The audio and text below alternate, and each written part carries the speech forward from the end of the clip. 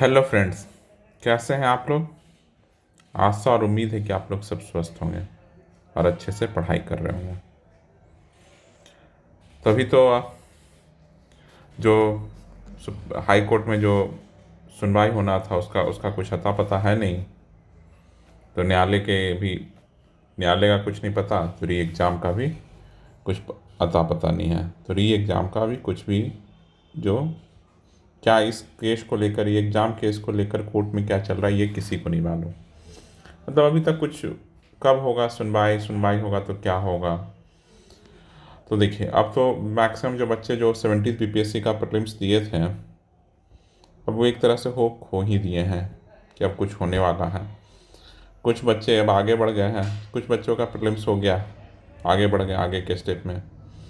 कुछ बच्चों का पॉइंट नंबर से लेकर 1 नंबर 3 नंबर तक नहीं हुआ है, वो कुछ होप में है।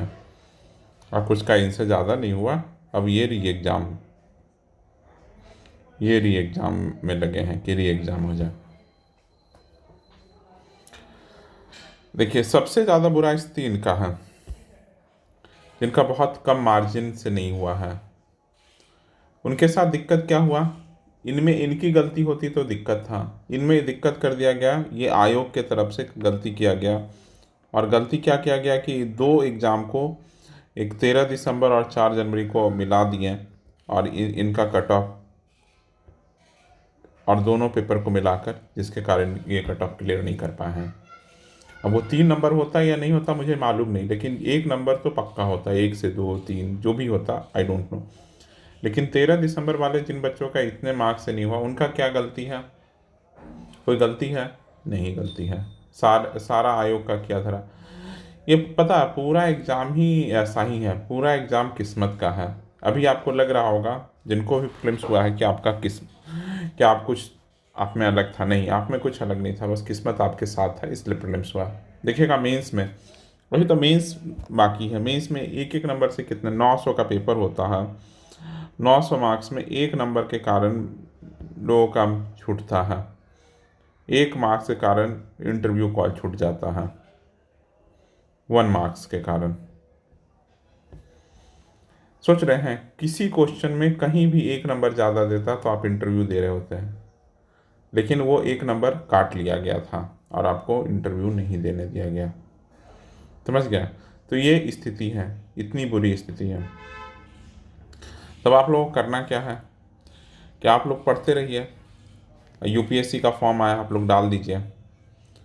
आज बेसिकली हम उन बच्चों के बारे में बात करेंगे जो प्रीलिम्स इनका क्वालिफाई हो गया। अब हम लोग इन्हीं के बारे में बात करेंगे जनरली, क्योंकि री एग्ज़ाम कोर्ट का जब जजमेंट आएगा तो देखेंगे, बात करेंगे। लेकिन अभी जो फ्यूचर में एग्ज़ाम दिख रहा है वो बीपीएससी मेंस, उसका भी अभी कोई डेट फाइनल नहीं हुआ। अभी तक मेंस का एग्जामिनेशन, मेंस के लिए एग्ज़ाम के लिए जो फॉर्म आता है बीपीएससी के द्वारा, वो भी नहीं आया है। तो देखिए कब आता है, लेकिन आएगा, जल्दी ही आएगा।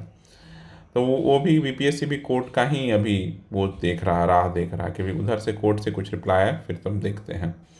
तो अभी हम लोग जो प्रीलिम्स पास किए हैं वो क्या करें। तो देखिए, जिनका प्रीलिम्स हुआ है उसमें 2 तरह के बच्चे हैं जिनका प्रीलिम्स हुआ है। एक तो पहली बार जो दे रहे हैं, फर्स्ट टाइमर हैं, और जो इससे ज़्यादा टाइमर है, मोर देन सेकेंड टाइमर है। अब देखिए, जो फर्स्ट टाइमर है, आपको क्या करना है, आपको बहुत जगह अभी लड़ना है, कंटेंट बनाना है। तो कंटेंट कहाँ से बनाइएगा। तो देखिए, मैं आप लोगों के लिए कहूँगा, आप लोग सब हिस्ट्री पढ़ रहे होंगे, हम तो देखें कि अधिकतर कोचिंग में हिस्ट्री ही शुरू हुआ। अगर आप कोई कोचिंग कर लिए हैं तो वेल एंड गुड, कि आप कोचिंग को पढ़िए। कोचिंग को पढ़ने से बस आपको क्या करना है, कोचिंग में जो पढ़ाया जाता है उस टॉपिक को आकर आप घर पे भी ज़रूर देखिए, गूगल कीजिए, चीज़ें देखिए गूगल कर करके। और सबका बॉडी में कोई दिक्कत नहीं होता, देखिए कि उसके अलावा क्या कर सकते हैं, इंट्रोडक्शन क्या कर सकते हैं, लिख सकते हैं, कंक्लूजन क्या लिख सकते हैं। समझ गया। तो इस तरह का कंक्लूजन, इंट्रोडक्शन आप पहले सोच सकते हैं और लिखिए। जो भी कंटेंट है, जैसे आप आज हिस्ट्री में बिरसा ही मूवमेंट पढ़ें, तो आज बिरसा मूवमेंट पढ़ें, उसमें सब कुछ पॉइंट बताया गया। अब देखिए कि शॉर्ट क्वेश्चन और लॉन्ग क्वेश्चन में क्या लिखिएगा, आना वही है, शॉर्ट और लॉन्ग क्वेश्चन में क्या लिखेगा इसको लिखिए।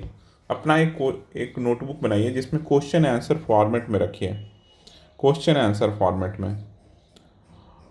क्योंकि अगर हिस्ट्री में अगर आप वहाँ बैठ के सोचिएगा एग्जामिनेशन हॉल में तो पेपर कंप्लीट नहीं होगा। तो प्रिपेयर रहिए, पहले से तैयार रहिए कि हम क्या लिखेंगे, इंट्रोडक्शन क्या लिखेंगे, कंक्लूजन क्या लिखेंगे, मैप कहाँ बनाएंगे, डायग्राम फ्लो चार्ट कहाँ बनाएंगे, ये सब आपके। तो ये कब कीजिएगा, जब आप शॉर्ट और लॉन्ग क्वेश्चन दोनों के लिए लिखे नोट्स बना लिए, शॉर्ट और लॉन्ग क्वेश्चन के लिए। और इसको जो बनाए इसको भी अब 5 टाइम्स लिखने हैं। कितने? 5 टाइम्स लिखना है। इससे क्या होगा कि आपके मसल मेमोरी में चला जाएगा चीज़ें, कि चीज़ें कैसे वहाँ लिखना है, आएगा पेन वैसे चलेगा तेज। लोगों का क्या होता है कि स्पीड का बहुत दिक्कत होता है, तो स्पीड यहीं से बनेगा। कितना practice, how many times you prepared, कितने बार आप लिखे हैं उसको, उसके उसी से आपका स्पीड डिसाइड होता है। तो आपका कंटेंट बहुत ज़रूरी है, कंटेंट तो मतलब मस्ट है। तो जो लोग भी लिख रहे हैं, अगर पहली बार में बनना, देखिए पहली बार में बहुत लोग बनते हैं, तो एकदम पहले तो डरना नहीं है, अपने आप को बेस्ट समझना है कि हमसे बेस्ट कोई नहीं है। पहली बार में आप निकाले हैं तो बाकियों से तो आप बेस्ट हैं, तभी तो पहली बार में निकाले हैं।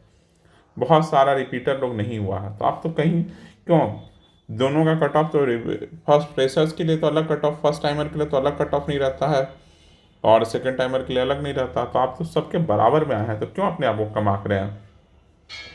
और बात मानिए कि जो second timer, third timer, fourth timer होंगे, वो आपसे 20-30% अपने आपसे नॉलेज बेस में, मेंस के नॉलेज बेस में थोड़ा ज़्यादा होंगे, लेकिन उसको अपने मेहनत से बीट करना है। आप इतना मेहनत कीजिए कि उसको बीट कर दीजिए। और वो क्यों कैसे होगा कि बार बार आप क्वेश्चन को लिखिए, प्रैक्टिस कीजिए, प्रैक्टिस कीजिए, प्रैक्टिस कीजिए, समझ गए। तो कंटेंट देखिए।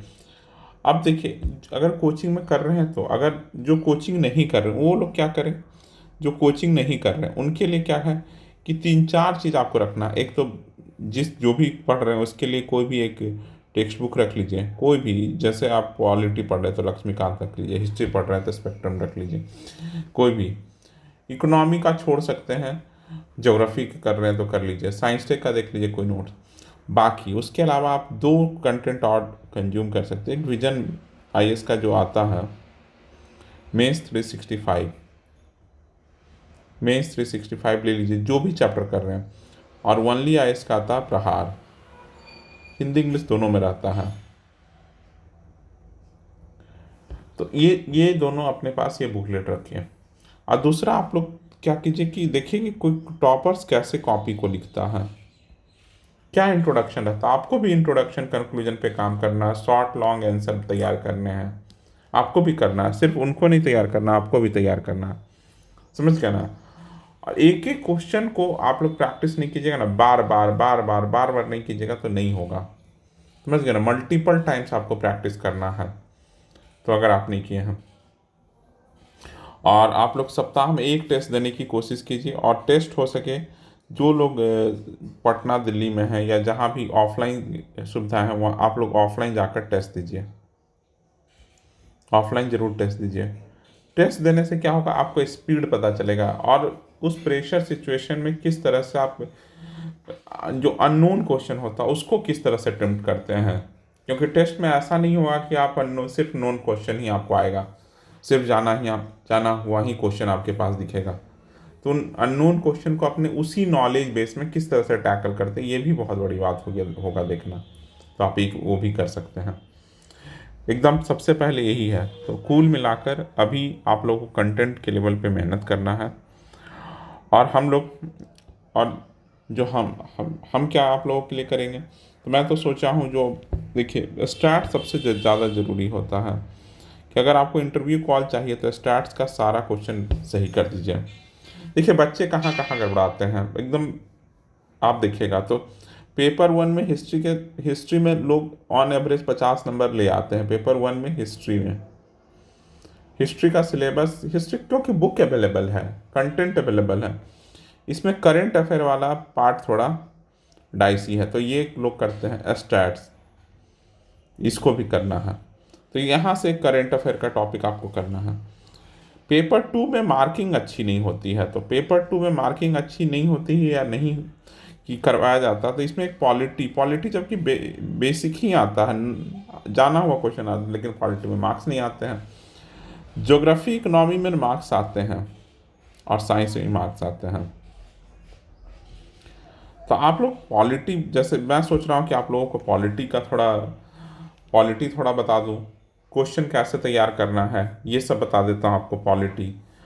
और दूसरा है कि आप लोग करंट अफेयर बताऊंगा, लेकिन एक बार सब पढ़ लेंगे तो पॉलिटी करते हैं, उसके बाद ज्योग्राफी इकोनॉमिक करते हैं, तो पहले पॉलिटी से शुरू करते हैं, फिर इकोनॉमी, फिर थर्ड में साइंस, और स्टैट्स का डेली एक क्वेश्चन आप लोगों को करा देते हैं।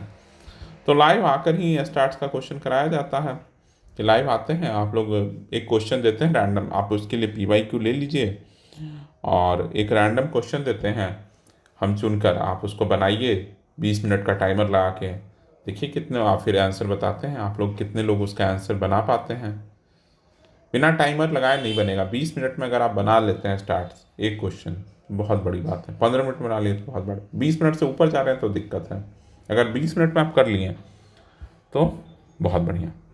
चलिए अभी के लिए इतना ही रखते हैं, और टेलीग्राम चैनल हमारा ज्वाइन कर लीजिएगा, वहीं पर हम लोग बात कर लेंगे। टेलीग्राम चैनल बुक्का स्टूडेंट के नाम से ही, उसको बाय द वे पिन कर दूंगा, बुक्का स्टूडेंट के नाम से ही है। चलिए ठीक, चलिए आज के लिए इतना ही रखते हैं। वीडियो पसंद आया तो लाइक कीजिएगा, और चैनल पर पहली बार आया तो सब्सक्राइब कीजिएगा। चलिए थैंक यू फॉर लिसनिंग।